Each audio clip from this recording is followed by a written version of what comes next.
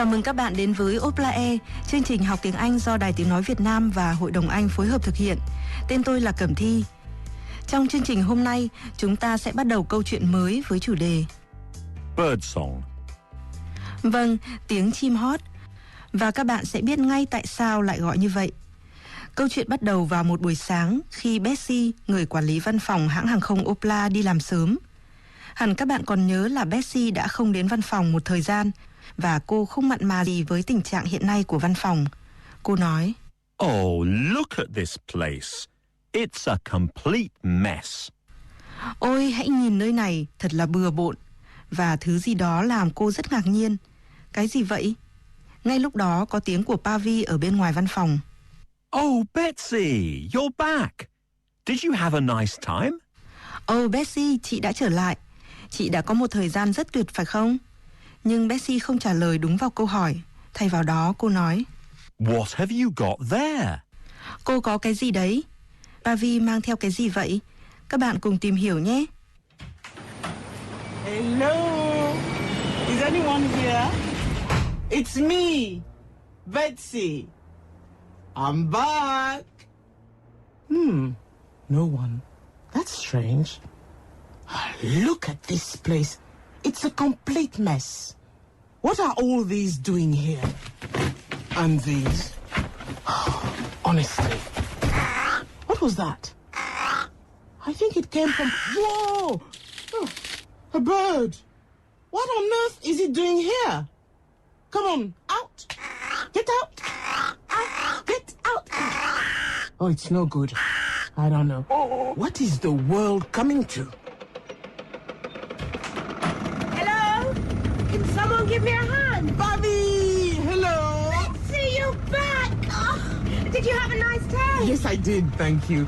But what have you got there? Do you like it? My new moped. I've only had it a few days. It is perfect for getting around Freeport. I can get everywhere so quickly. I love it. Isn't it a bit dangerous? Oh, don't be ridiculous, Betsy. You've spent too long in the country. Now, can you give me a hand with these bags? We're looking after them for a passenger on the flight. A young man, by any chance? Actually, yes, it is for a young man. I knew it. I told him we'd keep them in the office while he finds a place to stay. He said they were very valuable. Really? Yes, and fragile, so be careful. Oh, sorry. Oh, and watch out as you go into the office. There is a bird in there. A bird? How did that get in? I have no idea, but I can't get it out. Cái gì đã khiến Betsy ngạc nhiên như vậy? A bird. Vâng, một con chim đã vào văn phòng Opla và Betsy không tài nào đuổi nó ra ngoài được. Và Pavi có gì mới? A new moped. Một cái xe máy mới, cô ấy giải thích. It's perfect for getting round Freeport. Nó là phương tiện hoàn hảo để đi đây đi đó trong thành phố Freeport. Cô ấy còn mang theo hành lý của một thanh niên trẻ trên chuyến bay từ London đêm qua. Cô nói: I told him we'd keep them in the office while he finds a place to stay. Tôi đã nói với cậu ấy là sẽ giữ dùm mấy túi đồ này trong văn phòng khi cậu ấy đi tìm chỗ ở. Còn chúng ta cũng sẽ tìm hiểu thêm về chàng trai trẻ này trong các bài học tiếp theo.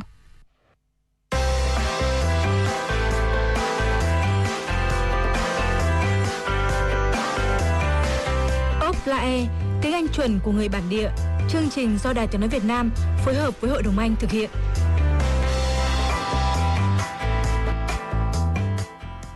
Trong đoạn hội thoại tiếp theo, Pavi kể cho Betsy nghe những gì đã xảy ra khi cô ấy vắng mặt. Cô nói: I don't know how we managed without you. Tôi không biết chúng tôi đã xoay sở thế nào khi vắng chị.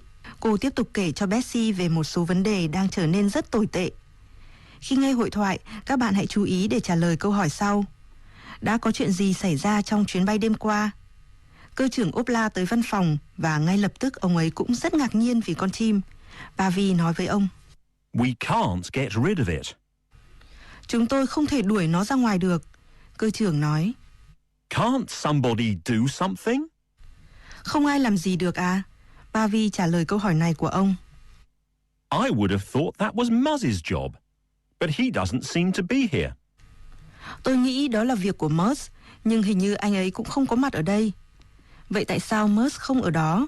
Và còn một câu hỏi nữa, Cơ trưởng có gợi ý như thế nào về việc đuổi con chim đi? Mời các bạn nghe và tìm câu trả lời nhé. Get out! Out! Out! Oh, it's no good, Betsy. There's nothing I can do with it. Oh, well, we'll just have to leave it for now. Oh, I'm so pleased you're back. I don't know how we managed without you. In fact, to be honest, I don't think we have managed without you. It feels like Oblet Air is falling apart. Oh, don't exaggerate. No, I'm serious. The captain's really worried. I mean, we only had 12 people on the flight last night. Then we were delayed by 3 hours, and after all that, the catering company messed up and we didn't have any food for anyone on the plane. There was practically a riot. Well, if you can have a riot with only 12 people. Oh, dear. And before that, we had all the problems with Vinny's air freight business. Now that is a long story. Good morning, everyone. Morning, Captain. Oh, Betsy, thank goodness you're back. What on earth is going on? It's a bird. Yes, I can see it's a bird. What's it doing in the office? It was here when I arrived this morning. We can't get rid of it.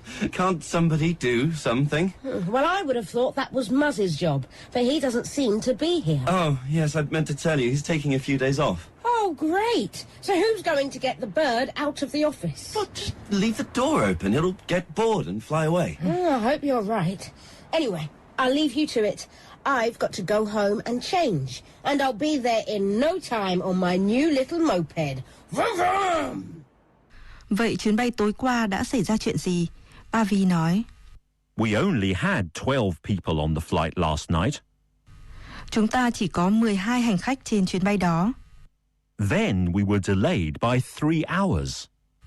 Và chuyến bay đã bị trễ 3 tiếng đồng hồ. And after all that, the catering company messed up, and we didn't have any food for anyone on the plane.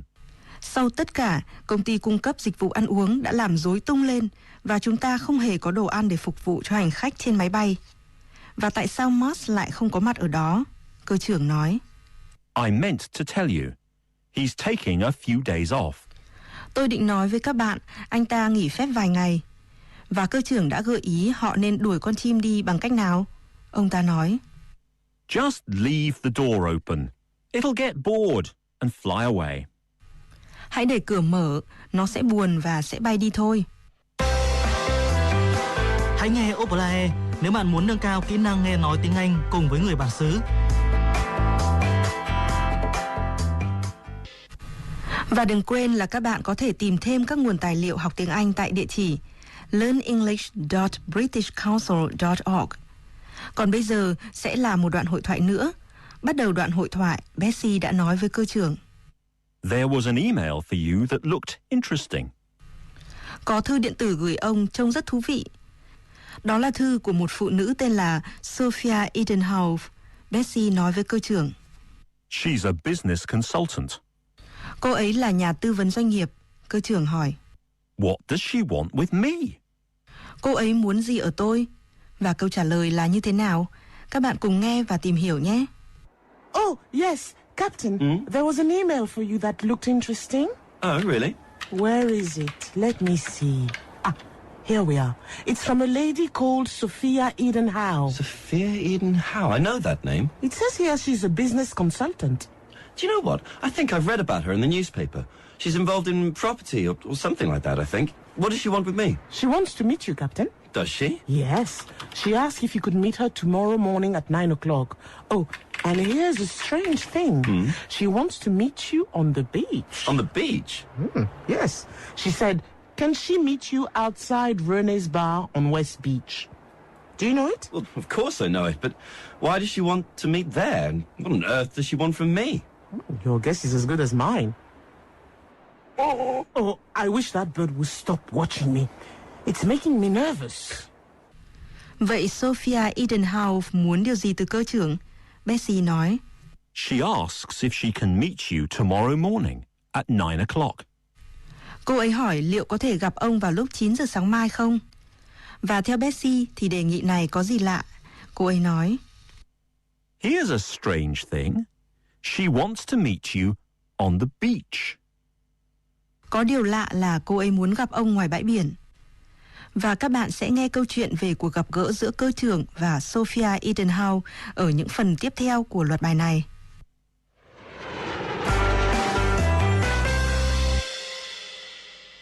Bây giờ chúng tôi sẽ nhắc lại một số cách diễn đạt cơ bản mà các bạn đã gặp trong bài học hôm nay, đặc biệt là những cụm từ được sử dụng để mô tả những vấn đề mà hãng hàng không Opla đang gặp phải.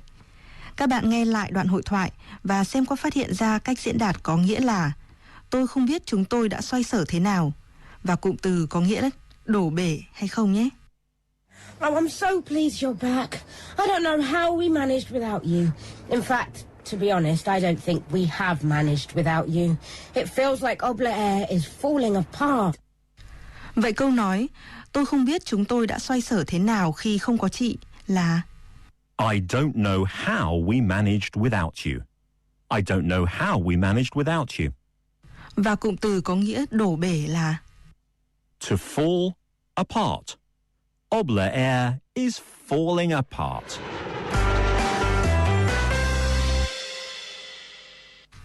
Và bây giờ mời các bạn nghe lại một phần của hội thoại trong chương trình. Get out! Out! Out! Oh, it's no good, Betsy. There's nothing I can do with it. Oh, well, we'll just have to leave it for now. Oh, I'm so pleased you're back. I don't know how we managed without you.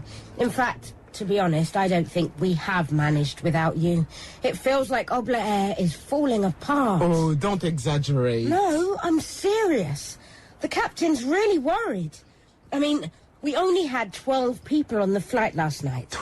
Then we were delayed by 3 hours, and after all that, the catering company messed up and we didn't have any food for anyone on the plane. There was practically a riot. Well, if you can have a riot with only 12 people. Oh, dear. And before that, we had all the problems with Vinny's air freight business. Now that is a long story.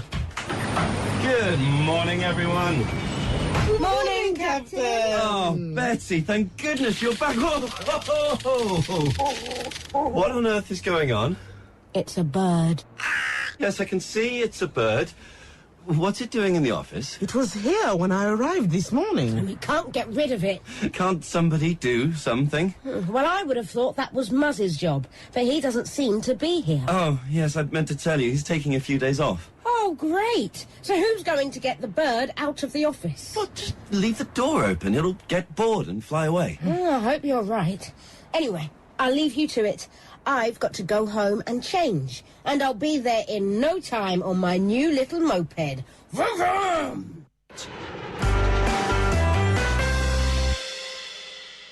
Bài học đến đây là kết thúc. Các bạn vừa nghe chương trình Học tiếng Anh của Đài Tiếng Nói Việt Nam. Chương trình được thực hiện với sự phối hợp của Hội đồng Anh. Xin chào và hẹn gặp lại trong buổi học tiếp theo.